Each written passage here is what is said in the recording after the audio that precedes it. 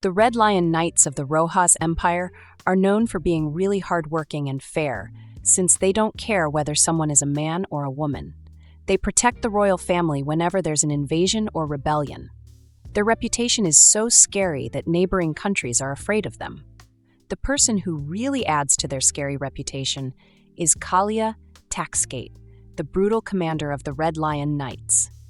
Kalia Taxgate is the youngest commander-in-chief and the best soldier in the history of the Empire. She's the hero who ended the 7-year-long bitter war. Now, she's pregnant, which surprises her. The knights train hard every day, and this tough training often makes female knights infertile. Kalia thought she was the same and can't believe she's pregnant. She's an orphan who is left in a dark alley when she is very young.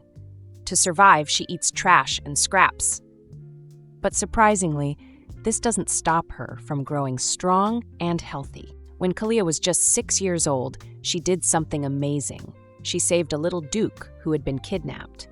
This brave act changed her life. The duke's family was very grateful, and they gave her the chance to learn how to use a sword. She started training in swordsmanship, something she never thought she would be able to do. Kalia worked incredibly hard every day. Her hard work paid off, and she rose through the ranks. Eventually, because of her determination and skill, she became the commander-in-chief of the empire. It was a huge achievement for someone who started with nothing. Kalia Taxgate, once a humble orphan, became the well-respected and praised hero of the empire. But she always wanted more than just fame and success. She wanted a family. Now she finally has a baby on the way. She is incredibly happy, but tries to stay calm for the sake of her baby. However, there's a big problem when it comes to the baby's father. The only person it could be is Simon Terroan. Despite being young, Simon is a duke and a powerful archmage in the empire. He's also a fellow war hero. The little duke Kalia saved when she was 6 years old grows up to be her best friend, Simon Terroan. Now, she's pregnant with her best friend's baby. It all happens because of a mistake they make one night. But to Kalia, the baby is the most precious thing in the world. She wants her baby to grow up hearing only the best words and surrounded by love. Just hearing the word baby is enough to make her heart race with joy and excitement. A thought comes to Kalia's mind. She was born, so she had to stay alive. Because she was so busy just trying to survive, she endured everything and gave up on the idea of having a family. Many times, she asked herself if she could ever have a family of her own, even if there was just a small chance. One day, by accident, it happens. She doesn't care if it was just a one-night stand. A miracle has occurred. Now, she is determined to protect her baby no matter what. Kalia tells herself that she needs to stay calm, but she worries about whether the duke's family will accept an illegitimate child. The atmosphere in the duchy is tense and serious. Despite this, she hopes with a friendly smile that Simon, the duke, won't tell her to abort the baby. She believes he won't, as he's kind and understanding. Simon has no intention of making her relive the same painful pleasure they experienced that one night. He tells her that the baby is innocent and a blessing. Kalia feels relieved hearing this. She wants to protect her baby from negative emotions like hate and ensure that the baby grows up surrounded by love and positivity. Kalia knows she has enough strength and money to protect her child, so she wonders why she doesn't just marry Simon. She thinks she doesn't have to ask him to act as a father. Kalia and Simon were like siblings when they were young. He is her comrade and drinking buddy, someone she can chat with all night. However, the last time they met, Simon mentioned he is slowly getting ready for marriage. He asked her what he should do, hinting that there is a lady he has kept in his heart for a long time. This makes Kalia pause and think about what to do next. Kalia realizes she might not need to tell Simon about the baby, but she wonders what she would do if Simon told her to get rid of the child. Even if he shows a displeased expression, would she really need to give up her baby just because he said so? Simon is clever and exceptionally powerful, especially with his magic. He's not someone easy to deal with. If she ever had to consider getting rid of him, it would be a complicated plan that would take a long time to execute. Just thinking about it makes her uneasy. Kalia knows she doesn't want to harm Simon, but she can't just leave things like this. If she does, everything could get messed up. she starts thinking there must be another way. Maybe it's time for her to step back and retire from her duties. As she looks at her uniform, memories flood back to an encounter she had about her buttons. It makes her reflect on her past and consider what's really important to her now. Right now, Kalia smiles to herself, thinking about how she was treated like a fool. She wonders how she ended up spending the night with a guy like him. Looking out of the window, she sees everything is calm and quiet. Perhaps after 7 years of war, things have finally settled down. Kalia considers that maybe it's a good moment for the war hero to fade away. Kalia comes downstairs in her uniform, humming a tune. The squire of Kalia is amazed to see her in the uniform. Inside, the squire thinks how Kalia looks most perfect when she wears her sword and transforms completely. She's not just a skilled fighter, but also a captivating figure, like a beautiful demon born from the sky. The squire recalls how Kalia once saved the young duke from a kidnapping when she was only 6 years old. It's a reminder of her bravery and skill that still impresses everyone around her today. When she was 15, she aced the official exam with the highest score ever. By the time she turned 17, she was already recognized for her master-level skills. At just 19 years old, she took on the role of protecting the prince, a position usually held by someone around 40. She's seen as a genius among geniuses, a rare talent not seen for many generations. Despite the rumors swirling around her, she pays them no mind and focuses on her duties and achievements. Gallus meets Kalia and asks if she's heading out. Kalia replies that she wants to go alone, so Gallus should stay there. Gallus nods understandingly, mentioning she'll fetch White from the stable. As Gallus hurries off, Kalia thinks to herself how smart Gallus is, despite being sometimes overly generous and a bit stubborn. Gallus brings the white horse, but then Kalia suddenly remembers her situation. She tells Gallus to take the horse back and prepare the carriage instead. Gallus thinks to herself that she's never used a carriage before. Meanwhile, Kalia reflects that even though she doesn't know much about pregnancy, she understands that riding a horse can be risky. She reminds herself to be cautious and take care of herself afterward. Kalia arrives at her destination and thinks to herself that she's about to meet that person. Inside the palace, she overhears some ladies gossiping amongst themselves. As she walks, Kalia wonders how she will tell His Highness about her pregnancy. Should she quit her job? Maybe it's time for her to move on? She's unsure of what to say or how things will unfold from here. Just then, Helena Terroan walks up to Kalia. She mentions she's almost sad, and Kalia apologizes, explaining she was lost in thought and didn't hear her approach. Helena asks if Kalia is okay these days, noting she looks thin.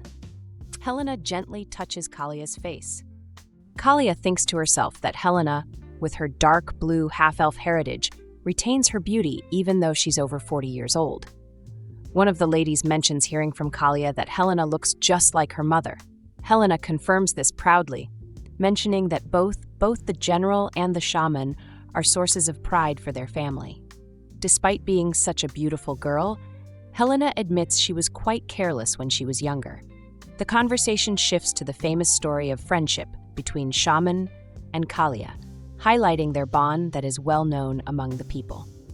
During their conversation, Helena mentions that she's been busy dealing with the children lately. She reminds Kalia that Shaman, her son, will become the baby's grandfather. Helena acknowledges that while Kalia grew up in the Duke's household, her upbringing was humble. She lived in a room without sunlight and ate with the maids. Back then, if Kalia wanted to see Shaman, she had to ask Madame Helena for permission or assistance.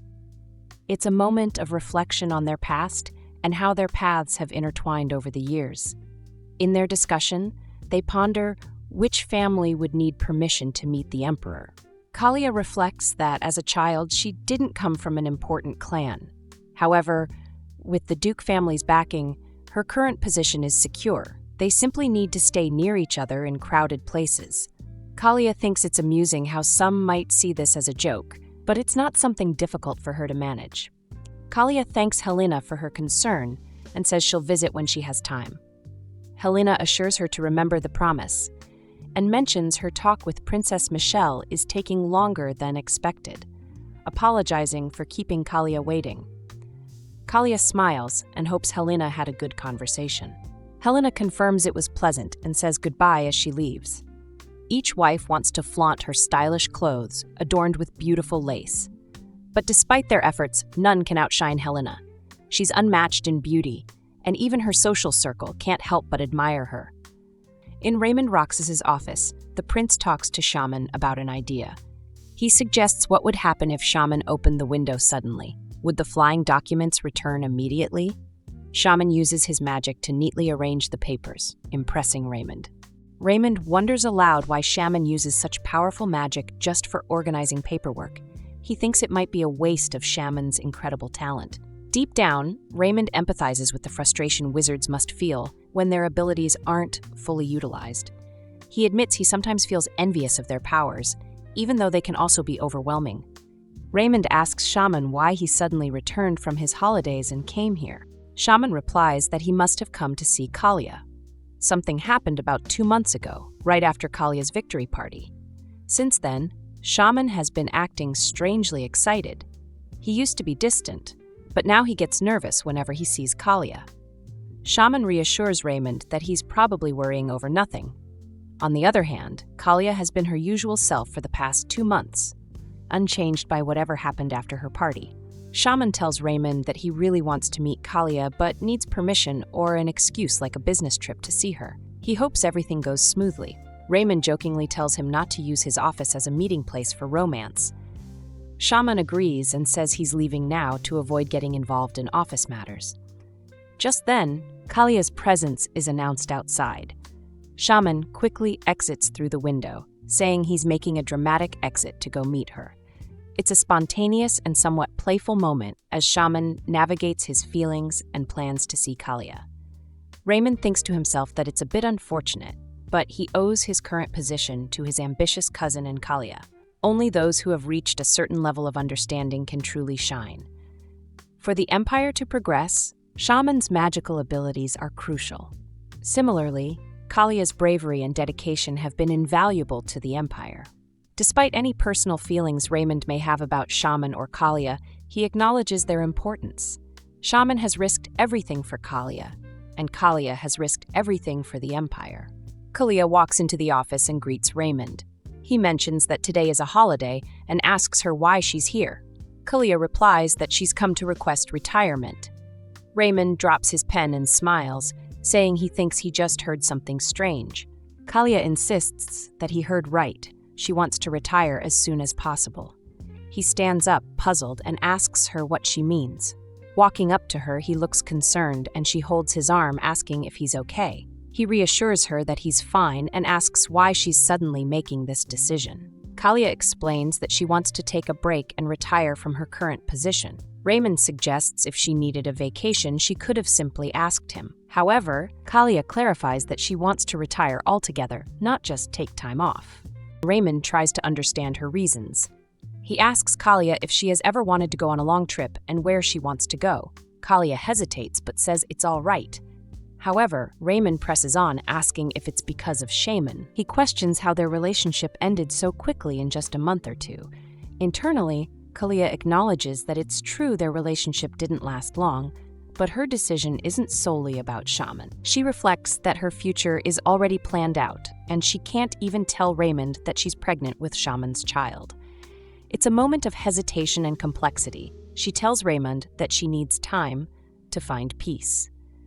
While she used the big word retirement, she assures him that if he ever needs her, she'll always return. However, because this break won't be short, she's ready to leave for now. Kalia emphasizes that her decision isn't about betraying the country or the imperial family. She can't explain everything in detail, but she believes it's time for her to focus on starting a family. As she leaves the office after the meeting, Kalia thinks to herself that she's overcome a hurdle. She notices that the days are getting shorter, signaling the impending start of rainy days. The imperial rainy season is brief but intense, lasting about 2 to 3 weeks. During this time, the sky remains dark and the rain pours incessantly. The Empire's Ministry of Magic works hard to minimize damage during the rainy season. They deploy various types of magic across the nation to support these efforts. As a result, this period becomes the busiest time of the year for the ministry. It's a crucial time when their magic is vital in protecting the empire from the harsh effects of the weather. So, she needs to leave before the rainy season kicks in fully. Once it starts, it'll be too late for her to go. There's a lot she needs to get ready before then. She figures she should meet Shaman at least once before she leaves. Just then, she spots him outside through the window. She wonders how this happened. Was it the alcohol they drank that day that caused this? Or maybe Derek's strange scroll? Now she's left wondering who or what she should blame for this unexpected encounter. That day was the victory celebration party, and amidst the praises for Kalia, Shaman watches quietly from a corner. Eventually, they step outside together. He asks her why she's drinking so much today, and she replies that she just wants to. It feels good. Internally, she notes that he appears friendly, but his words are cold. She jokingly calls him a weird guy, and he retorts that if he's weird, Dunn is the annoying one. Then, Shaman takes her hand and tells her he has something to give her, asking her to follow him. Shaman tells Kalia that it's her birthday today, and she smiles, saying it's not actually her real birthday. She confides in him secretly that she considers the day she joined the Duke family as her true birthday. Shaman responds by saying that if she tells him it's her birthday, then it's her birthday. They share this sincere moment in a peculiar place. In Shaman's lab on the top floor of the tower, he hands Kalia a scroll. He tells her it's a special scroll that erases the traces of whoever uses it. It can't be detected by magic or even tracking dogs within a 20-kilometer radius. As he explains more about the scroll and its box, he mentions it's handmade by a great wizard. Internally, Kalia finds Shaman's gesture charming, which annoys her a bit. She starts to understand why other women might talk about him in such admiring ways. He tells Kalia that the scroll doesn't rely on a specific casting range. She can simply tear it apart and call him whenever she needs. He gently touches her face and assures her that he can find her anywhere, even on the other side of the continent. Feeling awkward, Kalia removes his hand. Shaman chuckles and calls her a dummy, admitting he's foolish for expecting anything more from her. He tells Kalia that for over 5 years he's been observing her closely, yet she remains a simple and unaware general focused solely on swords and wards. Internally, Kalia notes it's better not to disturb Shaman when he's in that solitary state. She decides to keep her distance for now. Finding a quiet corner, she begins reading the scrolls. Shaman approaches her nervously, sweating, and insists she should hand it over because it's dangerous. Kalia disagrees, sensing the importance and intrigue of the scrolls herself. After some discussion, he asks her if she isn't curious about the magic scroll he's holding. It supposedly reveals whether someone is in love or not.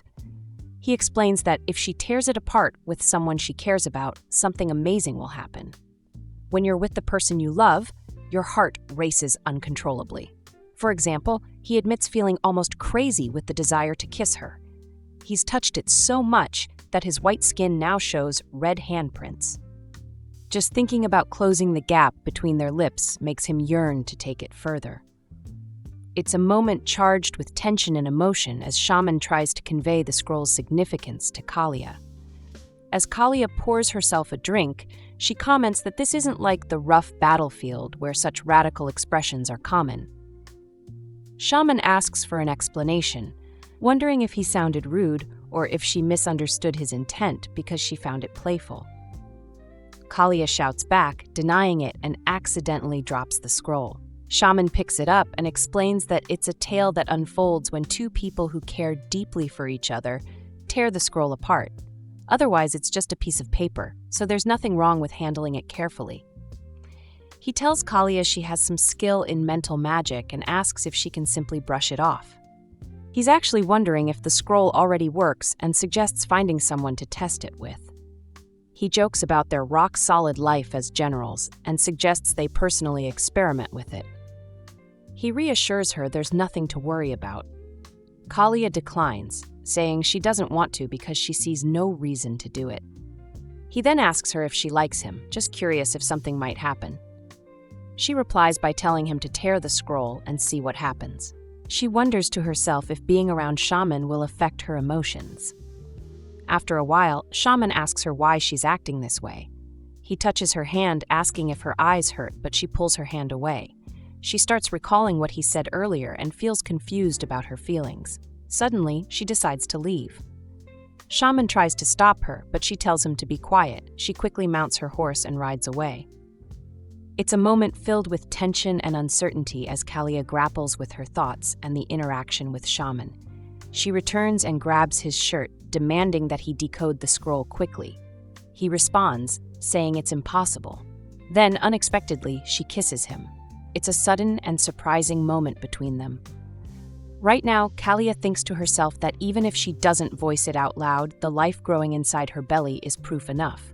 She had a baby in just one night with a friend who she grew up with like a brother. She walks down to meet Shaman. He comments that it's been 2 weeks since they last spoke. Kalia nods and admits it's true.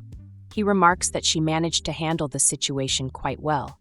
Despite her attempt to apologize, he got upset and asked her to leave. In a flashback at the Imperial Garden, Shaman shares with Kalia how much pressure his family elders are putting on him to get married. He expresses uncertainty about whether there's a lady he'll be betrothed to. Kalia reassures him, saying he's not too old to worry about marriage. She promises that when he does get married, she'll genuinely congratulate him. She adds that she'll keep her word about supporting him through that day's work until the end. Currently, Shaman expresses his frustration, admitting he feels like venting it out physically. Kalia, caught off guard, sympathizes with him, confessing she hadn't realized he was going through such a rough time. She explains how she struggled to get out of bed all day, despite usually being perceived as tough and resilient. Shaman elaborates further, explaining it wasn't that he physically couldn't come down. Rather, he chose not to face the day's challenges. He emphasizes the importance of acknowledging the significant differences in their situations. Feeling remorseful, Kalia offers a sincere apology, acknowledging that she may have overlooked his emotional struggles and the weight of his responsibilities. After a brief conversation, Kalia admits that their friendship has evolved into something more like desire. Shaman responds, saying he needs to focus on repairing the defense magic circle for the next 2 weeks. He promises to return and explain everything thoroughly. He asks Kalia to wait for him and not go anywhere until he's back. Curious, Kalia asks if Shaman still dislikes children. He bluntly replies that there's nothing he's ever liked in that regard. Shaman mentions that he's been thinking about getting married lately, but he quickly adds that he doesn't want to have children. Kalia looks away, feeling unsure. Shaman notices and asks her why she brought up the topic of marriage all of a sudden. Kalia thinks to herself that the real reason she mentioned it is because Shaman already has a child. She doesn't say this out loud, though.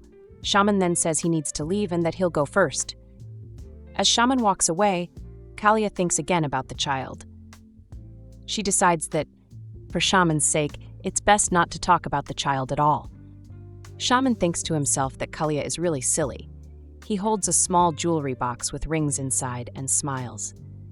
He thinks about how good she is, with her lemon-colored hair tied up high. She always stands tall and firm, with her back straight and chin up, looking straight ahead. Kalia is a woman who doesn't know how to be tricky and is always completely honest. The scar on her arm is something she'll have forever, and she sees it as a badge of honor. It shows how hard she's worked and is proof of what made her the person she is today.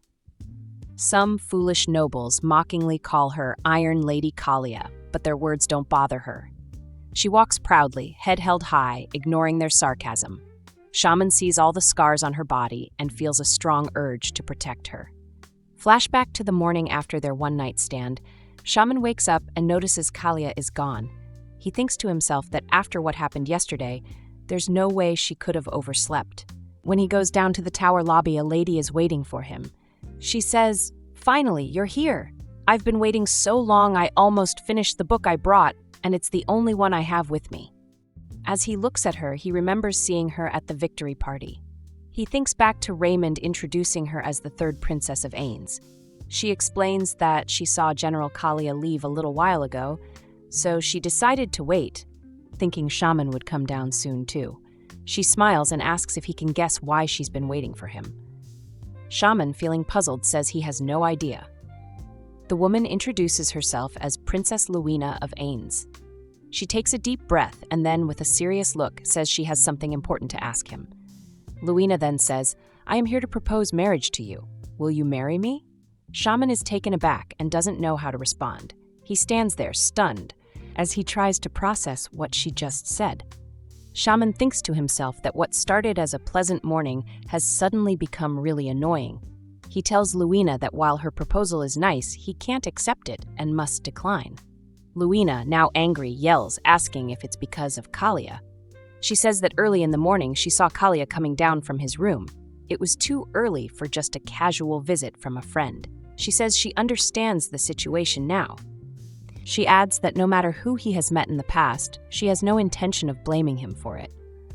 Shaman tells Luina that it does feel like a rebuke, and he doesn't understand why he has to hear it. He asks her what she wants from him. Luina replies that he saved her in the last battle, and they met again yesterday. She wonders if her proposal is really so bad. He says he doesn't feel the need to continue the conversation. Since she approached him so rudely, he won't see her off. Luina yells Shaman's name, asking if he's even wondering why she's here proposing to him. He responds by saying he has a question for her. She mentioned seeing Kalia this morning, but did Kalia see her too? Luina exclaims that it's absurd. Is that really all he's curious about? Shaman nods and admits that Kalia is the only thing in this world he's curious about right now. Luina stands there, taken aback by his straightforward response. After that incident, Shaman gets angry about the nonsensical note. He didn't get a chance to ask if Kalia had met the princess. Instead, he feels like he needs to apologize to the man she spent the night with. It feels like she did something she shouldn't have done. He's frustrated and unsure how to handle the situation now. Shaman, a tough woman, took him 7 years to realize he was in love. The war kept them apart for another 7 years without him confessing. Finally, thanks to Kalia and him, the war ended after 7 years. Then what happens? She says sorry the next day after spending a night with him. Shaman meets with His Majesty, who asks what's bothering him.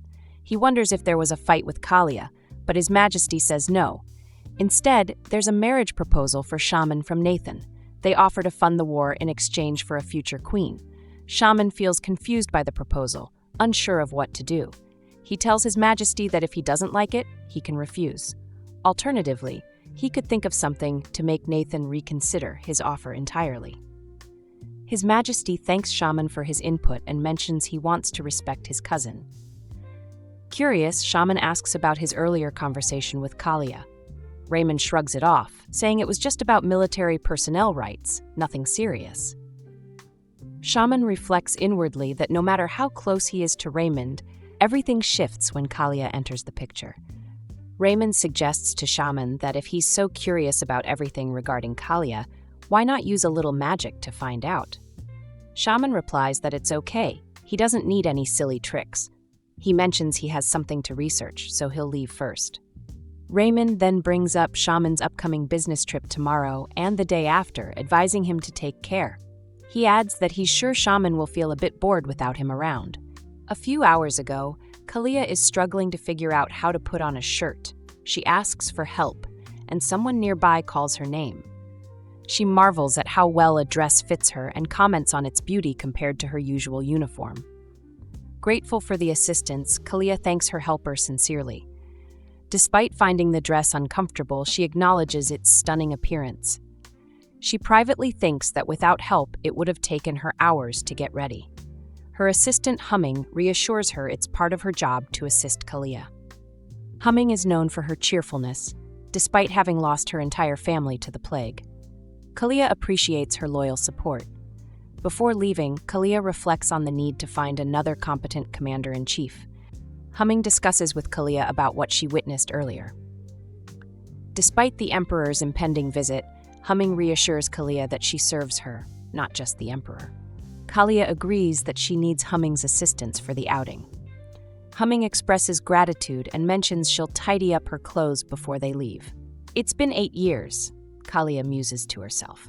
She wonders how the government managed during that time, reflecting that blaming the government isn't an excuse for her own actions. Asking Humming to stop the carriage briefly, Kalia steps out and recalls the vivid memory of saving Simon.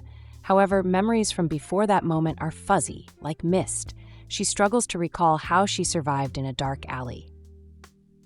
Humming interrupts, noting that staying longer will make them late for Kalia's appointment.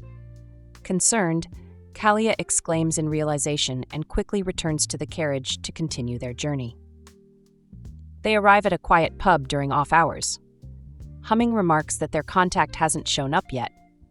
Kalia asks if Humming recognizes the person they are supposed to meet, but Humming simply feels it should be this way. As Kalia looks around, her gaze lands on a boy sitting across the room. She wonders if he's the owner's son and comments on how cute he is. Her thoughts then drift to the baby growing inside her, pondering whether it will be a girl or a boy. The shop owner approaches them and apologizes for his son's behavior, mentioning that the boy tends to sit out of sight lately. Kalia reassures him it's fine and orders 2 fruit smoothies and 1 of each type of cake available. As they enjoy their food, Kalia asks if it tastes good. Humming nods, saying it's really delicious. She then asks Kalia about the person they are meeting today. Kalia starts explaining, but her thoughts trail off as she considers how to describe the upcoming meeting. After turning around, Kalia spots the boy and kindly offers him a piece of cake. He politely declines, explaining that his mom would scold him for bothering the guests. Kalia then asks if he would draw a picture for her instead, mentioning she's a collector and believes there's talent in him. The boy hesitates, but agrees when Kalia promises him a slice of lemon cake as payment. He begins to sketch a portrait of her, and Kalia is impressed by his skill. She praises his artwork and thanks him warmly. True to her word, she gives him the lemon cake in exchange for the painting. Amidst their pleasant exchange, a commotion breaks out in the pub. The shop owner is upset, telling a guest to put down some tequila shots because they don't serve strong drinks like that.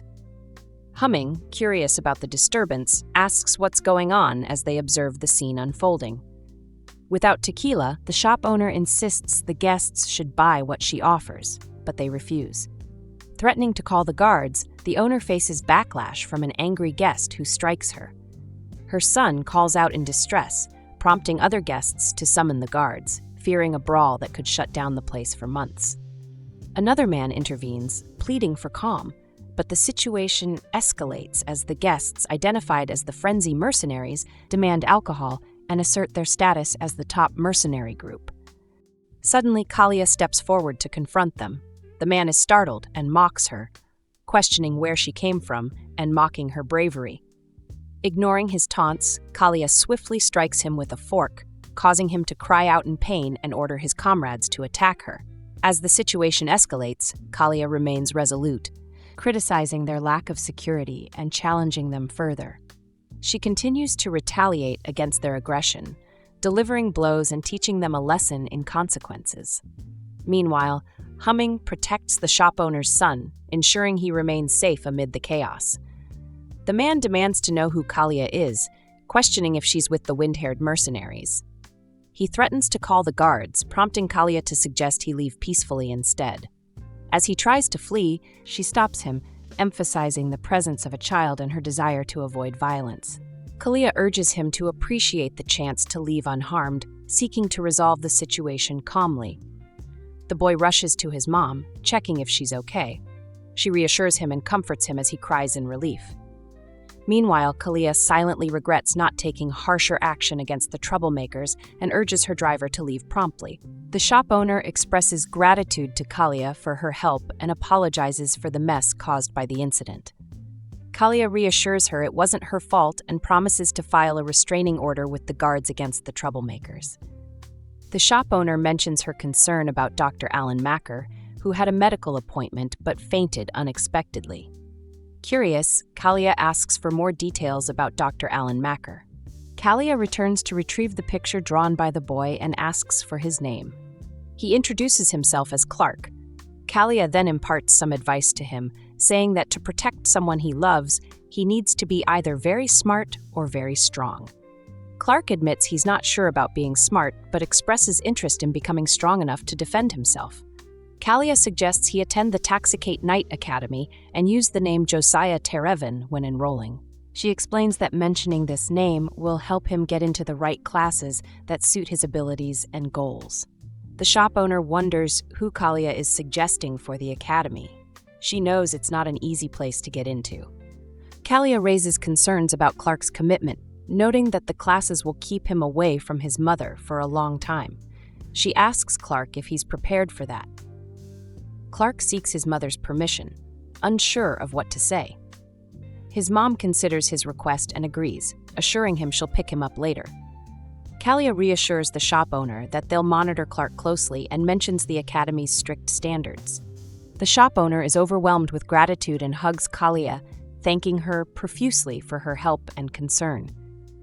Kalia is preparing to lift some luggage when Alan Macker steps in and takes it from her. He reminds her that he's advised against lifting heavy things, especially during the early stages of pregnancy. Alan emphasizes the importance of being cautious and reaching a stable period for the pregnancy. Kalia comments on his persistent reminders, noting that he seems to nag more than she initially thought. In a flashback, Kalia recalls her doctor explaining that due to family obligations, he can't provide ongoing care, but introduces his cousin, who's knowledgeable about pregnancy and childbirth. He assures Kalia that despite his nagging, he's trustworthy and dedicated after losing his wife in childbirth 6 years ago. Back in the present, Alan offers to move Kalia's luggage, showing his responsible nature. Kalia declines, opting to handle the lighter items herself. Alan insists on caution, emphasizing the importance of safety now that she's a mother. Kalia calls Humming and suggests that if she stays in the capital, she could find a better master. Humming firmly refuses, stating that Kalia is her only master, and reminding her of the promise to return to the capital together. Kalia mentions going to the boring countryside and warns that Humming might not get to wield a sword there. Despite this, Humming insists she just wants to stay by Kalia's side. Kalia agrees reluctantly and instructs Jacob to deliver a letter when she leaves. Jacob reassures her they eagerly await her return. "He's gone," Simon mutters to himself. He reflects on the potential consequences if Simon discovers their departure, fearing for his safety. Simon expresses relief at having negotiated retirement as a temporary reprieve, believing the terms will serve them both well.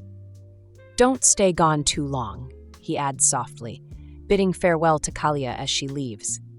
Kalia announces they'll teleport to erase their traces, and they do so successfully. Humming confirms they've teleported and marvels at the sight of the sea outside. As they walk down the street, 2 women notice them and comment on their teleportation, discussing the novelty of such abilities in society. They reminisce about the excitement of their first teleportation experience. The conversation shifts to a pink pearl recently sold at an auction for a substantial sum of gold. They express awe at the price paid for it. Kalia interrupts, urging Humming to hurry as they're short on time, and they depart swiftly. Alan voices his worry to Kalia, pointing out they've already used 5 teleport scrolls, a feat that would exhaust most people. Kalia confidently reassures him, mentioning she's handled up to 10 scrolls before without any problems. Alan marvels silently at her stamina as they teleport once more to their destination. On the streets, 2 women discuss a gift supposedly prepared by Sir Shaman. They speculate on who the lucky recipient might be, with one suggesting it could be General Kalia. The other woman dismisses this idea, hinting it's wishful thinking rather than fact. Humming attributes her discomfort to motion sickness from teleporting too quickly. Alan offers her motion sickness medicine, which she gratefully accepts. Kalia inquires about nearby cities, and Alan mentions Antique, a quiet town not far away. They decide to hurry there, and Humming confirms she can manage. As they ride in the carriage, Humming spots an old paprika tree. Alan explains its beauty in summer, when covered in white flowers, still attracting children to play around it. Kalia watches the children with concern, worried about their safety. Suddenly, the carriage tires screech, causing Humming to lurch forward and hurt her lip. Kalia assures her she has ointment for the wound and will apply it later. Humming mentions difficulty breathing due to feeling burdened, even complaining about her breath. Kalia listens attentively, concerned for her well-being. Alan announces they've arrived at the hotel where they'll stay for the night. He acknowledges Kalia's exhaustion and advises her to rest well. Inside, Kalia finds the room clean and the blankets dry. ready for sleep. However, Kalia finds herself unable to sleep. She realizes tomorrow is the day shaman returns, and remembers Simon mentioned having something important to discuss upon his return. She questions herself if going there is the right decision, uncertain but feeling compelled to go nonetheless. Kalia wrestles with thoughts about shaman's reaction to her pregnancy. She wonders why he seems to dislike the idea of having a child so much. If she tells him about it, she fears he might ask her to terminate the pregnancy. Unable to sleep, she decides to take a walk to clear her mind. Looking out of her window, Kalia notices children still playing around the old tree, even at this late hour. Intrigued, she steps outside to join them. Kaylee finds herself surrounded by a group of fairies who are astonished that she can see them. One of them comments on her pretty hair and asks if she is a half-elf. Kaylee, curious about their tiny forms and shimmering wings, watches them closely. The fairies, who haven't been seen by a human in a long time, buzz around her, full of questions. They want to know if she heard their voices and are amazed that a human can see them. Kaylee remembers what the shaman said about fairies. He mentioned them sometimes, but always noted that they were rarely seen by people. The fairies tell her that their kind occupies a significant part of the world, about 20%, but they often hide from humans. They create barriers of massive plants and other natural barricades to conceal their entrances. Some fairy communities, like the one Kaylee encounters, live in complete seclusion. As the fairies continue to flutter around, Kaylee thinks about how unusual this meeting is. Kaylee is amazed by her first encounter with fairies. As they flutter around her, one of them suddenly asks if she can see them because of the child she's carrying. Surprised, Kaylee asks how they know about her baby. The fairies explain that they can sense children, and sometimes even young children can see them. She nods, taking this in. Then, one of the fairies flies closer and stares intensely at her, causing her to ask if something is wrong. The fairies begin to chatter amongst themselves, debating whether her baby is special. Kaylee, confused, asks what they mean. The fairies tell her there's a beautiful light coming from her stomach. She looks down, puzzled, and asks about the light. The fairies excitedly describe it as shiny and pretty, something they've never seen before. They insist that the baby must be very special because of the unique light it emits. Kaylee reflects on how this encounter has given her a glimpse into a hidden world. Their words sound like prophecies, and she just wants her baby to have a normal life, unlike her own. As she thinks about this, one of the fairies notices the change in her expression and asks why she looks pale, wondering if she is sick. Another fairy suggests giving her some fairy water, a precious substance known as a panacea, but the other fairies are unsure if it will work or who should administer it. Kaylee feels guilty for worrying the fairies and assures them that she is okay. She thanks them for their concern, but politely declines the offer of fairy water, knowing that it is made from their tears. She doesn't want them to cry for her sake, insisting that she is stronger than she looks. To reassure them, she gently hugs the fairy who suggested the water, and soon the other two fairies join in the hug. As she prepares to leave, Kaylee tells the fairies that she will return before leaving the next day. The fairies bid her goodbye, their tiny voices filled with warmth and hope. After Kaylee leaves, the fairies continue to discuss what they observed. One fairy wonders aloud if it isn't just children who have a glow, thinking back to the strong light they saw coming from Kaylee's stomach. Another fairy points out that there was a light around Kaylee herself, too. This makes them question whether Kaylee is entirely human, despite what she said. They speculate that Kaylee might not even be aware of her true nature. One fairy proudly claims to have always been the smart one, unlike the others, which sparks a playful argument. The other two fairies challenge this claim, and soon all three are engaged in a friendly competition, teasing and chasing each other around. The next morning, Kaylee goes out and calls for the kids, expecting to see the fairies again. To her surprise, there is no sign of them. She keeps calling, but there is no response. Thinking they might still be asleep, she looks around and notices a shiny bottle on the ground. She bends down to pick it up, and as she does, the tree beside her shakes, startling her. Despite her surprise, she takes the bottle in her hands. Looking at the tree, Kaylee wonders aloud if it might be a fairy tree. If the fairies were here, She would thank them in person, but she decides to leave something for them anyway. She places some cookies at the base of the tree as a token of gratitude and asks the tree to thank the kids for her. She even gives the tree a gentle kiss, feeling a bit silly but sincere. Kaylee tells the tree she will stop by again on her way back. As she steps back, she feels the tree shake once more and wonders if the pillar she leaned on is shaking, or if it is just her imagination. Kaylee says goodbye to the tree, asking it to tell the kids not to talk about her if anyone comes. She turns to leave, unaware that a man is watching her. He wonders who she is and why she stroked the tree and talked to it as if it were special. Nearby, a girl is being beaten up and cries for help. The man rushes over to assist her. He helps her up and gently points her towards the tree, asking if she can see it. He explains that the room they are in was specially chosen for its view of the tree. Desperately, he asks if she can see the fairy. The girl, Melina, shakes her head and says she can't see anything. The man is dismayed, muttering that if she can't see the fairy, then treating her is in vain. Frustrated and concerned, he calls out to Daimon, pointing out the kids nearby. As Kaylee and her companion Humming are on their way back, Humming notices her distraction and asks if she left something behind. Kaylee shakes her head and says it's nothing, though she can't help but think about what she just saw. She finds it strange that the prince of the Akan kingdom was there. Akan is a neutral country next to Rojas, uninterested in wars or economic changes, and it usually keeps to itself. In a flashback, Kaylee recalls her visit to the Akan kingdom. She had heard many times that Akan's medical products were renowned for their quality. As she wandered through the bustling market inspecting the various herbs and tinctures, a figure approached her. It was Prince Borf Adio Akan, the Prince of Akan himself. He recognized her and, with a warm smile, asked if she was the famous Kaylee he had heard about. As their conversation continued, Prince Borf's demeanor changed. He mentioned rumors he had heard about her, calling her the hero of Rojas and implying that she elevated the status of the imperial family. When he reached out to touch her, Kaylee quickly stopped him, threatening to cut off his wrist if he did.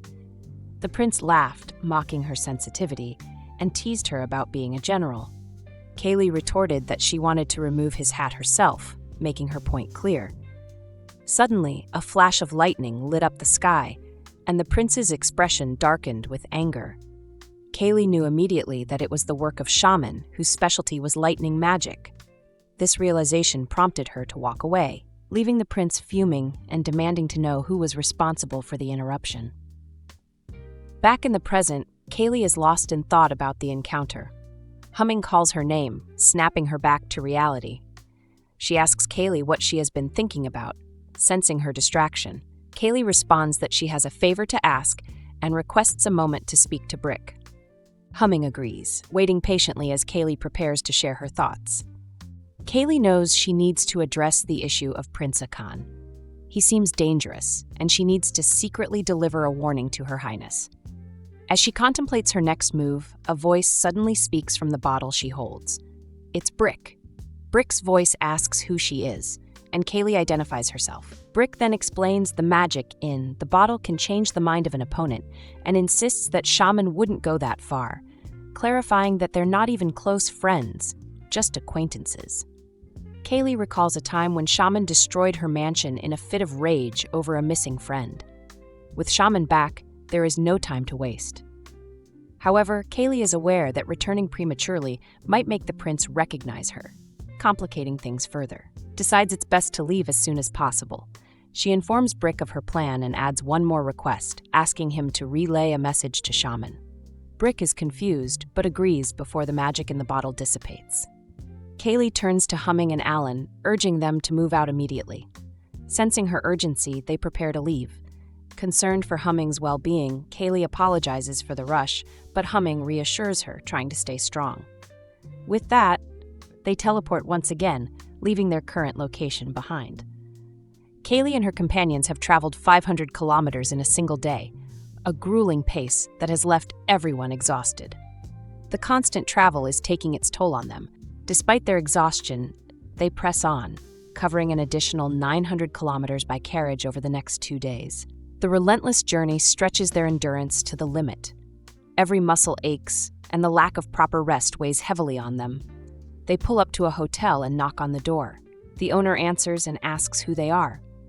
Kaylee explains that her cousin and sister aren't feeling well, and they're looking for a place to stay for a while. "Of course, come on in," the owner says cheerfully, calling out to her partner that they have guests. Alan uses his magic to see the baby.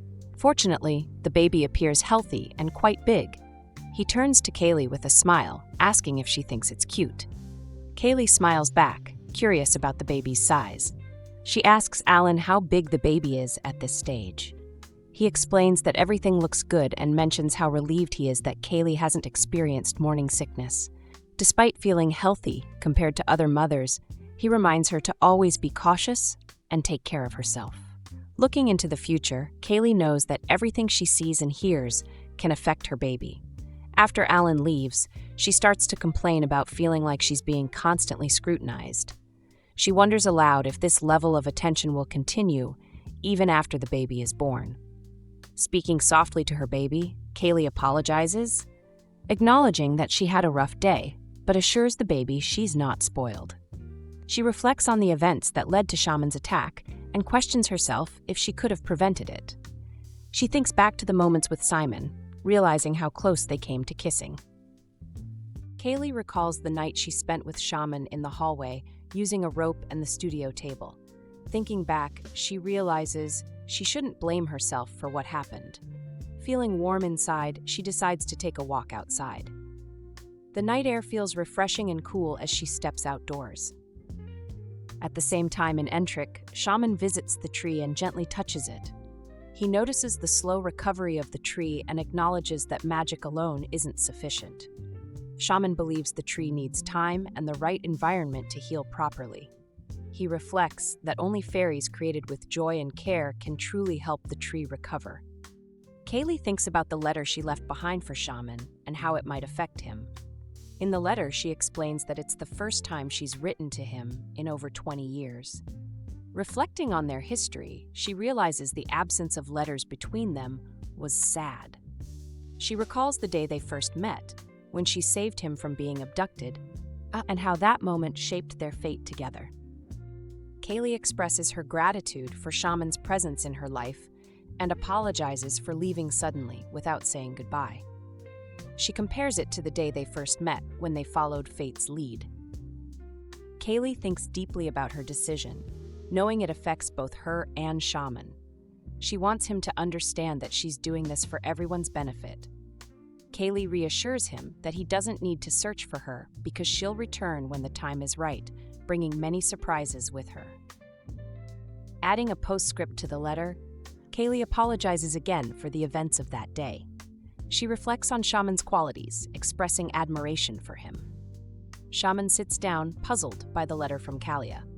Suddenly, Brick arrives with a message from her, saying she's now in Entric. Shaman immediately heads to Entric, calling out for Kalia upon arrival. He wonders aloud if she's using lightning magic, scanning the area for any signs of her. Shaman's mind races with thoughts of finding Kalia and what might have caused her to leave. Shaman ponders the situation, baffled by the possibility of a high-class wizard using lightning magic. None of the wizards he knows could have attacked the fairy tree. Reflecting further, Shaman realizes there's no way Kalia left without leaving a trace behind. The fact that traces of her presence remain suggests there's a reason for her actions. Using his magic to teleport, Shaman arrives at a location and spots a girl lying on the floor. He examines her closely, wondering if she might be an elf or some kind of monster. Shaman urgently contacts Derek, following the coordinates he received. Upon arrival, he notices a tree emitting a familiar glow. Nearby, he spots someone and approaches cautiously, asking if they're an elf and if they've seen Kalia, a strong, beautiful woman with light green eyes. The fairies nearby distract Shaman with talk of delicious cookies, but he interrupts them, insisting they tell him about Kalia. As he presses for answers, the fairies begin to vanish, leaving him frustrated and pleading for them to finish their sentence. Feeling the urgency of finding Kalia, Shaman wrestles with the fleeting clues and the mysterious disappearance of the fairies. Alan steps outside when he hears Kalia calling from the balcony. She mentions the name Nadia. and Alan's emotions stir as he recalls where he's heard that name before. He apologizes to Kalia, feeling guilt over not being able to protect someone named Nadia. He embraces Kalia, seeking solace in her presence. Kalia, confused and empathetic, wonders how to comfort Alan as he expresses sorrow for not saving Nadia. Suddenly, Kalia remembers that Nadia is Alan's deceased wife. She realizes Alan might see similarities between her and Nadia, which explains his emotional reaction. Wanting to help Alan snap out of his grief, Kalia encourages him to gather himself. "Kalia?" Alan calls out, and she asks if he's coming to his senses. He wonders if he went out while sleepwalking. Kalia acknowledges his symptoms, mentioning how he sometimes sleepwalks when tired or sick. Alan reflects on how he thought he had overcome this tendency, but believes it's resurfacing due to recent fatigue. He apologizes for showing this side of himself, but Kalia reassures him that it's okay. Alan admits feeling pathetic and didn't expect to be in this state. Kalia then asks about his wife's name, Nadia. Alan confirms it and acknowledges his enduring love for her. Kalia empathizes, understanding the depth of Alan's feelings for Nadia. Alan shares with Kalia that thinking about his late wife always brings a pang to his heart. Kalia empathizes, asking if he feels sad, to which Alan explains it's more about missing her presence rather than sadness. He expresses that even though Nadia isn't physically with him, he believes she would want him to find happiness. Kalia remarks on the depth of his feelings. Alan then inquires about the child, wondering if they are with the person Kalia loves. Kalia admits they care deeply for each other, but haven't clearly defined their relationship. Alan probes further, questioning if they are just friends, to which Kalia is surprised at his perceptiveness. Alan playfully suggests he's more predictable than she anticipated, implying his own apprehension about clarity. Confused by his remark, Kalia seeks clarification, asking if he means she's afraid. "I mean, you have much more charisma than me," Alan admits, reassuring Kalia he didn't mean any harm. Kalia accepts his apology and tells him not to worry. Alan then asks Kalia why she wants to raise the child alone. Kalia explains that she sees the child as a blessing and a miracle, but she worries it might be a burden to someone else. She expresses her hope that the child will be born into a happy environment. Alan reassures Kalia that she will be a wonderful mother. Grateful for his encouragement, Kalia thanks Alan sincerely. The housekeeper brings over a plate of spinach frittata and freshly baked bread for Kalia's snack, explaining how her pregnancy has been difficult and her mother used to cook comforting meals for her. Kalia thanks her sincerely for the food. Curious about Kalia traveling alone while pregnant, the housekeeper asks about her husband or siblings.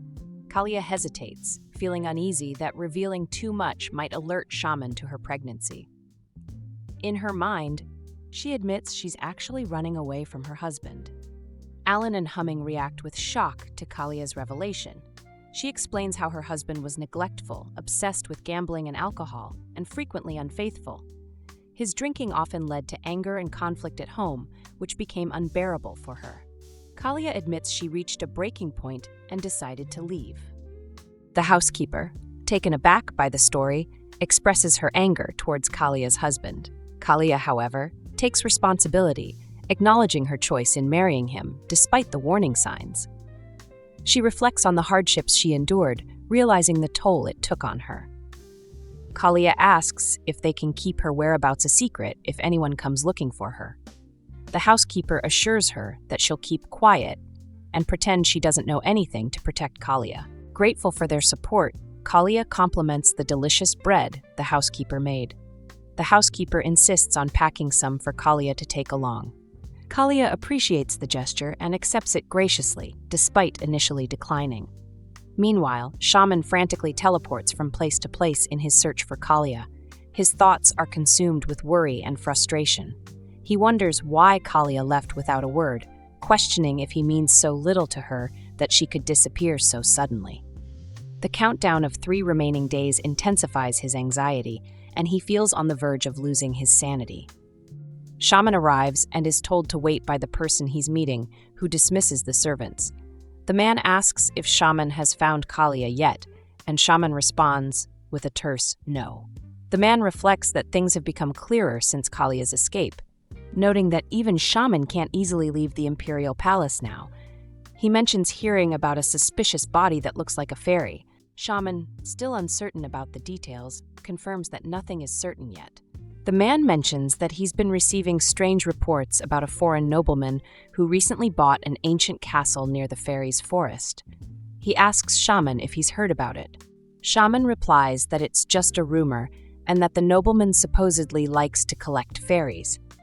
The man recalls that there was a time when humans were enemies with other species, but now, through agreements, they coexist peacefully. He stresses the importance of maintaining a careful relationship with fairies and elves, as they are now considered untouchable. He asks Shaman to investigate the matter further, emphasizing the need to handle it delicately. According to Kalia's request, they must proceed with caution to avoid any potential conflicts. The man acknowledges that Shaman is covering for Kalia, understanding that Shaman would do anything she asks. He tries to act like he understands, but deep down he can't accept it. Shaman, in turn, says he won't take on any tasks for the time being. Shaman then brings up the tradition of the Imperial Archmage Union, noting how the towers usually operate through borders based on patriotism and loyalty. Shaman's tone changes as he admits that he no longer feels much patriotism. He tells the man that his loyalty no longer lies here. His Majesty offers to give Shaman Kalia's first sword as a gesture of apology, but Shaman dismisses the offer, stating that apologies can't change the past. The king mutters about how difficult Shaman is to like as Shaman leaves the room. It's not enough that he's been hiding the rumors about Kalia running away. Finding her is also urgent. He can't believe the king wants him to take on another task when his priority is locating Kalia. In the tower's lab, Shaman questions the scientist about the peculiar girl they've been studying. The scientist explains that more research is needed due to numerous suspicious details. The girl's blood resembles that of fairies, but her organs are more human-like. Her appearance, however, is similar to a banshee, although banshees typically look uglier. The scientist goes on to describe the magic waves left in the girl's body as quite special but chaotic. He notes that despite the unusual nature of these waves, it doesn't seem like her abilities have changed. Shaman reflects on this, considering that if the girl is a fairy, she would be able to use her abilities as naturally as she breathes. Shaman contemplates Theon's observation about the girl's magic being a chaotic mess, suspecting that someone might have forcibly infused it. He presses the scientist for conclusions. The scientist, clearly frightened, hesitates. Frustrated, Shaman demands the truth. Finally, the scientist admits that the body is a monster, revealing they've discovered something terrifying. This revelation triggers Shaman's memory of his conversation with the king about the castle near the fairy forest. The connection between the castle and the monster becomes clearer in his mind. Realizing there is no other option, Shaman reluctantly decides he must accept the king's offer to investigate the castle. Kalia stands at the peak, looking over the village.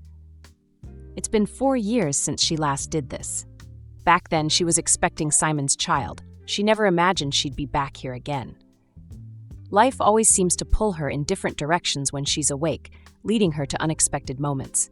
It's both exciting and a bit scary for her. This time, she's in Lua, a beautiful city on Earth, wondering what surprises life has in store for her. Kalia notices a girl who moved into the mansion a month ago and wonders about her. Someone nearby asks if she came all the way here to find her husband's hometown. Kalia confirms and mentions that the girl's name is Leah Raymond. The person remarks on how lucky Leah is, noting that goblins and ogres haven't appeared since she arrived. Just then, a maid informs Kalia that the newspaper has arrived. Kalia thanks her and starts reading. The headline catches her eye. Duke Simon Terroan, the Empire's flower and a great mage, used barrier magic to inflict significant damage on Roshiari's navy when they invaded part of his area on the 28th. The newspaper reports that the Duke called the incident a barrier malfunction, but there's speculation it might be retaliation. Princess Louise of Roshiarte, who was turned down by the Duke, has criticized him harshly. There are even offensive comments implying she might be a man, which seem to misinterpret the Duke's actions. Kalia wonders why these things keep making headlines. It's the 3rd time he's been in the news recently, and she can't help but think he's trying to cause trouble. Kalia remembers a few weeks ago when Simon blew up a palace and then disappeared. She wondered if he was a dirty-tempered shaman. One day, Humming calls her and says that Simon has fully unleashed his magical powers. Kalia is surprised and asks for confirmation. Humming explains that it's too much power to handle and that Simon was in a coma for 3 days. The headline in the newspaper reads that Simon Terroan has expanded his magical range to 1,000 kilometers, surpassing the previous record of 800 kilometers. This full opening is as significant as drawing a wizard's blood. Kalia is puzzled, thinking about what he might be planning. She wonders if he's trying to find her and questions the risk he's taking just to find a friend. She thinks, no matter how mad he is, this seems crazy. Back then, Kalia wants to keep something secret and tells him so. He asks why, and she explains that it's due to personal reasons and she can't give more details.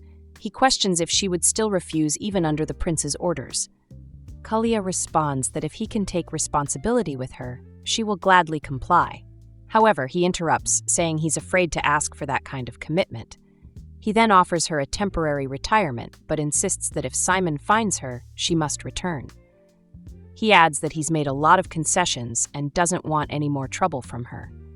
Presently, Kalia thinks about how, if the prince had told Simon she was leaving, Simon would have stopped at nothing to find out why. His best friend suddenly retiring and disappearing without an explanation wouldn't sit well with him. She believes there's no need for him to search for her in such a dangerous way. Talking to her baby, she reflects on Simon's temper and determination. She knows he will use any means to find her, but she's confident she's hidden too well. She wonders if even finding her would be enough for him. Kalia recalls an old saying, "You can't steal seeds." It means that a child's true parentage can't be hidden, and indeed, her child looks just like Simon. Her servants have also remarked on the resemblance, emphasizing that you can't deny a child's true origins. Ms. Makana confirms that the roast is ready when Humming asks, and Humming takes the meal to Kalia. She brings the meal to Kalia, who mentions that she's still hungry. Humming is surprised that Kalia is hungry again after just 3 hours and suggests she can eat the whole turkey. Kalia offers to cut it herself using magic, making the process much faster. Humming comments that Kalia is quicker than any cook. Kalia notes that the cooked meat is much easier to cut than raw meat, and says she'll explain more about that later. Meanwhile, Alan is about to tell Kalia that he needs to go on a business trip when he overhears the conversation. He notices that her food intake is increasing day by day and worries about the risks of gestational diabetes or obesity. He grumbles to himself about having to leave at a time like this. Calling out to Kalia, he advises her to eat in moderation. Kalia, meanwhile, is calmly sipping her tea. Humming mentions that it's definitely warmer in the south than in the Empire's winter, and Kalia compares it to a chilly autumn. Humming then tells Kalia about the festival Lua celebrates in the spring. Kalia realizes she's never been to a festival before and thinks it sounds like a dream. She feels relaxed with nothing to worry about except for Simon, who visits the night school she founded every day. Kalia looks at the newsletter, confused about what is special in it, and expresses her frustration. Humming asks if she's upset. Kalia complains that no matter how much she eats, she's hungry again after 10 minutes. Humming remarks that she thought Kalia wasn't really human because of her incredible appetite. Kalia complains about the cold, exclaiming how freezing it is. A lady nearby greets her and comments on the nice weather, but Kalia disagrees, reminding the lady not to walk around when it's so cold. The lady worries that the wind might blow her away. Humming agrees, saying Kalia looks like she was about to faint. Kalia asks Humming where the nosy doctor is going. The lady advises Kalia not to wander around too much and to hurry back inside. Kalia thanks her for worrying so much about her. The lady notices Kalia coughing and tells her to wait while she gets some warming packs. A man offers Kalia a warming pack for her hands, and she hesitates before asking if she can take it. The man insists, saying pregnant women need to take good care of themselves and shouldn't get sick. Kalia thanks him and takes the warming pack. Humming suggests getting some fresh fruits, and Kalia agrees. They come across freshly harvested apples, and a woman encourages them to try some. Kalia compliments the apples, saying they smell lovely and look delicious as she splits one. The woman is surprised at how easily the apple splits, and Kalia quickly attributes it to the apple being ripe. Kalia suggests buying a lot of the apples, and they decide to make the purchase before leaving. Afterward, Kalia comments that pretending to be weak isn't easy. In the 5th month of her pregnancy, Alan talks to Kalia about the importance of taking good care of herself and surrounding herself with beauty and healthy food. He mentions that the baby can feel and absorb everything she eats. Kalia asks to read something, insisting that she wants to do it herself despite Alan's suggestion that he read it to her. He explains that research shows a father's voice can communicate better with unborn babies, but Kalia insists she wants the baby to hear her voice as the mother. Alan understands and hands her the material to read herself, advising her to read it with a sweet voice so the baby can hear. He bids her good night and leaves, but he remembers Kalia's earlier comment about him not being the baby's father. As Kalia reads, the story unfolds about a bear in a village. The bear is often teased for his rough hands and sunburned skin. He lacks fancy swords, shoes, or hats to shield himself from the sun. One day, a massive storm strikes the bear's village. During the storm, it swept away the swords, shoes, and hats of other animals. They blamed the gods for their losses. Suddenly, a god appeared and said, "I gave you everything and took nothing away. It's just that you refused to see it." The animals tried to understand these words. Just then, a hungry tiger appeared, searching for something to eat. It learned to survive with its bare hands and feet. This made the other animals realize they had sharper claws than swords, faster feet without shoes, and better vision without hats. As they grasped this lesson, they understood the true gifts they possessed all along. That's when the bear realized that despite feeling like he had nothing, he actually had plenty of strengths. He used his strong arms, keen vision, and cleverness to travel to new places and embark on adventures. Over time, the bear matured and became known as the world's strongest bear. Kalia asks if her baby can hear her well. She tells the baby that they can become anyone they want, just like the bear did. It's a message of encouragement and hope for the future. "Nothing's impossible," she whispers softly as they prepare to sleep, promising to dedicate all her happiness to the baby and shield it from harm. Feeling the baby kick harder than usual, she marvels at the sensation, thinking about how she cares deeply for the child despite not being its father. As Kalia contemplates the future, she imagines the traits she hopes her baby will inherit from both herself and Shaman. Suddenly, Shaman's voice breaks through her thoughts. He begins by asking about his stomach, then delicately broaches the topic of their future together, subtly hinting at the idea of having children. He expresses a deep longing to see their baby and confesses how much he misses her presence. Caught in the moment, Kalia realizes she's dreaming. In her dream state, she reflects on their bond and the possibility of a future that includes their child. Kalia hears Shaman's voice saying he misses her and pleads for her to come back, promising to be better and not complain anymore. She questions herself, realizing they grew up together like siblings and shouldn't expect more.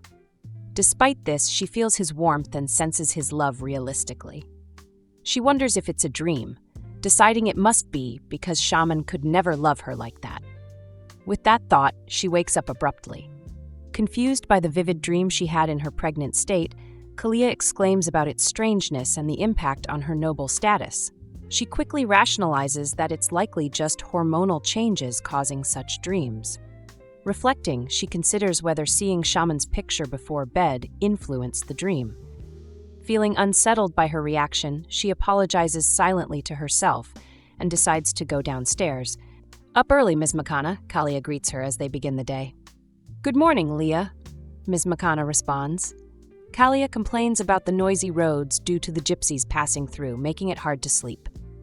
Makana asks if Kalia has seen the gypsies, and Kalia confirms she saw a few on her way. Ms. Makana notes the capital's abundance of gypsies, finding them charming despite their noise.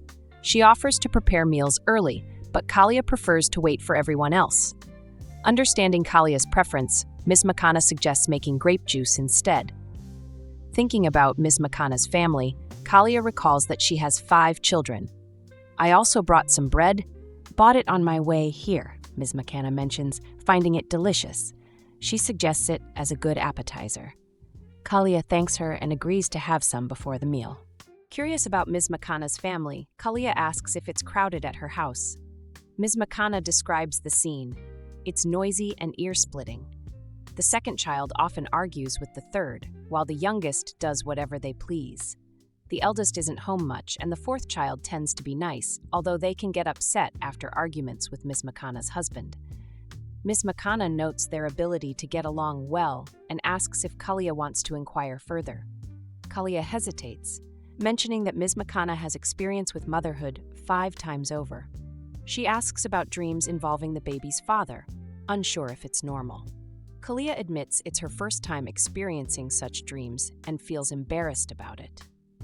Ms. Makana reassures Kalia that dreaming about the baby's father is common, sharing her own experiences with her first and second children. Kalia questions the normalcy of such dreams, prompting Ms. Makana to explain that while not everyone has them, they're not considered abnormal. Relieved to hear this, Kalia admits the dream felt intense and reflects on her innocence. She realizes there's no need to feel embarrassed, but wonders where such ideas came from. She remembers Shaman's words and finds it odd how often she thinks about him despite their distance, jokingly pondering if he cast a spell on her. Ms. Makana cautions Kalia about the potential for uterine contractions during dreams, emphasizing the importance of being cautious. Despite her current state of pregnancy, she knows her physical strength is far beyond what most people expect. She could easily break bones with her bare hands. She wonders how Ms. Makana would react if she knew this truth. Shifting gears, Kalia suggests they have breakfast soon. She plans to continue living under her alias, Leah Raymond, for the foreseeable future. This identity offers her a sense of safety and normalcy amidst the complexities of her life. How do you think this drama is going to play out? Comment Kalia below for part 2. Also, like, share, and subscribe. Until next time, ciao!